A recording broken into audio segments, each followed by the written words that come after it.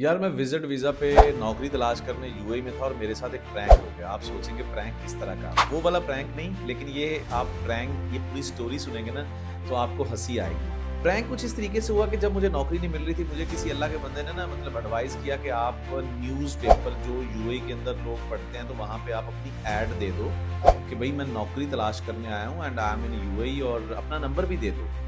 तो आपको कुछ ना कुछ कंपनीज़ जो हैं वो कॉन्टैक्ट करेंगी। मैं जो कि उस टाइम पे बड़ा परेशान था, अपने दोस्तों से, अपने कुछ अज़ीज़ रिश्तेदारों से कुछ उधार पैसे लेकर वहाँ पे गया हुआ था, और मुझे ऐसे लग रहा था कि यार अगर मुझे यहाँ पे नौकरी ना मिली तो मुझे बहुत ज़्यादा शर्मिंदगी होगी। I will moving back to Pakistan without anything with empty hands. होता है ना, ज़हन में एक प्रेशर होता है, सोशल प्रेशर जिसे कहते हैं। बहरहाल प्रैंक इस तरह से हुआ कि मैंने ना अपने तरीका ठीक था, आज़मूदा तरीका था, मतलब उससे पहले बहुत सारे लोगों ने आज़माया, मुझे बताया, कॉल्स आईं, लेकिन इन्हीं कॉल्स के अंदर प्रैंक छुपा हुआ था यार। अब मुझे पता नहीं था, मैंने कॉल पे बात की, उस दोस्त ने मुझे मशवरा दिया और उसने मुझे तरीका नहीं बताया कि ये ऐड जो न्यूज़पेपर के अंदर होता है वो कैसे देना है। तो ख़ैर मैंने ऐड दिया, आई गेस कि मेरे तकरीबन 300 या 400 दिरहम लगे थे 4 एक दिन के। दे वर चार्जिंग 100 दिरहम पर डे। आप ऐड देते हो ना, तो मैंने कहा चलो 4-5 दिन का तो दें, तो मरता क्या ना करता। I was struggling by hook और क्रुक। मैं सोच रहा था कि यार मुझे नौकरी मिल जाए बस।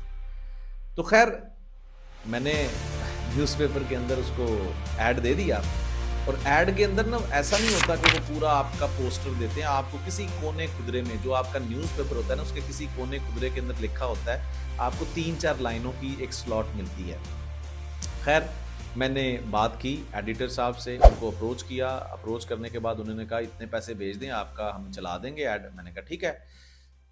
पैसे भेज दिए गए, और उन्होंने कहा आप लाइन्स भी भेजिए, जो लाइनें आपने लिखवानी हैं। तो मुझे आज भी याद है कि मैंने उनको जो लाइन्स भेजी ना, mechanical engineer looking for a job और कॉन्टैक्ट ऑन दिस नंबर। भैया यही प्रैंक था। आप सोचेंगे क्या होगा? अगले दिन मुझे कॉल्स आना शुरू हो गए। अब जितने भी यूएई के अंदर मैकेनिकल इंजीनियर्स मेरी तरह के नौकरी तलाश करने आए थे, वो मुझे कॉल करना शुरू हो गए। अब यहीं पे प्रैंक छुपा हुआ था। अब मैं आपको एक्सप्लेन करता हूँ वो कैसे। अब अगला दिन आया, मैं उठा, मैं वेट कर रहा हूँ, क्योंकि ये पहला दिन था इस न्यूज़पेपर के ऊपर मेरी ऐड छपने का, तो पहले दिन ही तो रिस्पॉन्स आना नामुमकिन था। शाम हुई, रात हुई, अगला दिन चढ़ा। अगले दिन मुझे कॉल आती है एक अननोन नंबर से, and I was really prepared and I was excited कि यार आज मुझे किसी ना किसी कंपनी के एचआर जीएम से या कोई इस तरह के मैनेजर से कॉल आएगी, एंड दे विल न्यूज़पेपर पढ़ेंगे और वो कहेंगे यार ये मैकेनिकल इंजीनियर है, इसको बुलाओ इंटरव्यू के लिए। ऐसा ही हुआ कुछ इस तरीके से। मुझे कॉल आती है, कॉल की दूसरी साइड पे एक बंदा बात करता है, कहता है यार आपका मैंने ऐड देखा और मैं इसलिए कॉल कर रहा हूँ। मैं बड़ा बिल्कुल सीधा हो गया, जैसे भी मतलब मैं जिस हालत में भी था, मैं सीधा होकर बैठ गया था, यार ये बंदा भी मेरा इंटरव्यू शुरू कर देगा और यही अपॉर्चुनिटी है। ये बंदा मुझे क्या कहता है? कहता है मैं मैकेनिकल इंजीनियर हूँ और मैं नौकरी तलाश करने आया हूँ और आप मुझे नौकरी पर रख लें।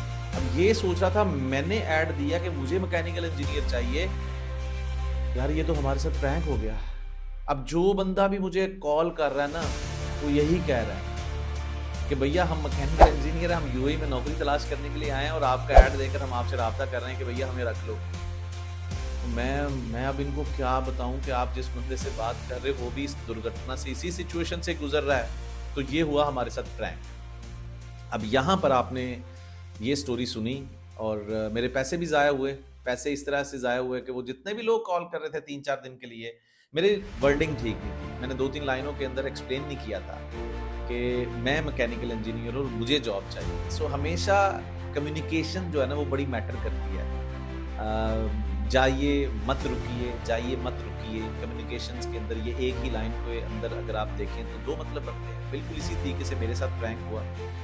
तो हमेशा लाइफ के अंदर ये चीज़ें बड़ी मैटर करती हैं। I was on that visit visa, मुझे नौकरी तो मिल गई, लेकिन ये बड़ा एक आजमूदा तरीका है। आप अगर यूएई के अंदर नौकरी तलाश कर रहे हैं तो थोड़े से पैसों को खर्च करें और न्यूज़पेपर के अंदर लाजमी ऐड दें अगर आप वहाँ पे मौजूद हैं, लेकिन वर्डिंग अच्छी यूज़ कीजिएगा, लाइक जिससे अगले बंदे को पता चले कि ये एम्प्लॉयर की तरफ से मैसेज है या एक जॉब सीकर की तरफ से मैसेज है। ये लिखना कोई चंबे की बात नहीं है कि आप ब्रैकेट्स में लिख दें कि mechanical engineer job seeker is looking for a job ठीक है। और फिर क्योंकि काफ़ी सारे पैसे इन्वेस्ट होते हैं, आपकी जितनी लाइन्स बढ़ती जाती हैं उतने ज़्यादा आपके पैसे। बहरहाल आई थॉट कि मैं आप लोगों के साथ अपना ये एक्सपीरियंस शेयर करूँ कि किस तरीके से ये एक वाक़या था जिसको मैंने 2 से 3 दिन बियर किया। जितने दिन मैंने ऐड चलता रहा, मेरे पैसे कटते रहे, लोग मुझसे राब्ता करते रहे और मैं उस तकलीफ से गुजरता रहा। विजिट वीज़ा के ऊपर बहुत सारे लोग जाते हैं, कई लोगों को नौकरी मिल जाती है और कई लोगों को नौकरी नहीं मिलती। लेकिन जिन लोगों को नौकरी नहीं मिलती, दे डोंट हैव अप उनको इस चीज़ का आइडिया नहीं होता कि वहाँ पे एक बहुत बड़ा कंपटीशन लगा है। वहाँ पे इंडिया से पाकिस्तान, बांग्लादेश, अफगानिस्तान, यूरोप, लाइक आपको पता है यार, गल्फ रीजन के अंदर दुबई, आबू धाबी के अंदर बहुत बड़ी इंडस्ट्री है और जॉब फेस्टिवल के मेले, मतलब लोग आए होते हैं डिफरेंट मल्टीनेशनल डाइवर्स इन्वायरमेंट से, लोग जॉब हंटिंग के लिए आए होते हैं और हम यहाँ से ऐसे ही मुंह उठा के चले जाते हैं, सिर्फ ये सोच लेकर कि जैसे ही हम वहाँ पे लैंड करेंगे तो एचआर फूलों का हार लेकर हमें नौकरी के लिए कहेंगे आइए आपके इंतजार। तो ऐसा नहीं होता, बहुत सारी चीज़ों के ऊपर वर्क करना पड़ता है आपको। वीडियो ख़त्म करने से पहले मैं आपको एक चीज़ बताता चलूँ कि सबसे इंपॉर्टेंट चीज़ ये नहीं होती कि आप विजिट वीज़ा पे चले जाएं। विजिट वीज़ा पे जाने से पहले आपको होमवर्क करना होता है कि आप इन कंपनीज़ के अंदर अप्लाई कर रहे हैं, उन कंपनीज़ के अंदर ऑनलाइन अप्लाई करके जाएँ, उनके एचआर का ईमेल लेके जाएँ, उनके अंदर पहले से आपने सीवी के थ्रू अप्लाई कर दिया हो। The second most important thing कि आप जब अपने विजिट वीज़ा को प्लान करें, try to plan that visit visa जिस टाइम पीरियड के अंदर बहुत सारे जॉब फेस्टिवल्स आ रहे हैं, तादीफ, एसपीई, एडीपैक और इस तरह के बहुत सारे फेस्टिवल्स हैं जहाँ पे जॉब कैरियर अपॉर्चुनिटीज मिलती हैं। And the third most important thing, skill learning. Don't under estimate कि मैं मैकेनिकल इंजीनियर हूँ, मैं इलेक्ट्रिकल इंजीनियर हूँ, मैं सिविल इंजीनियर हूँ और मैं वहाँ पे जाऊँगा और मुझे जॉब मिल जाएगी। I have gone through that pain. मैं भी इसी तरीके से मुंह उठा के चला गया था। अब ऐसा नहीं है कि वहाँ पे मुझे नौकरी नहीं मिली, नौकरी मिल जाती है यार, लेकिन एक इंजीनियर को एक इंजीनियर के लेवल की नौकरी मिलना जरूरी है। So you have to equip your profile with a वर्दी, with a demanding skills.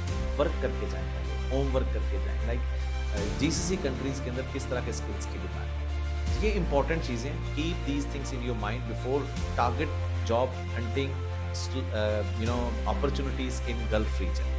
I hope you like this video. If you like this video, please write in comments if you ever face such kind of situation. Life के अंदर इस तरीके से miscommunication की वजह से कभी आपके साथ प्रैंक हुआ तो मुझे ज़रूर बताइए।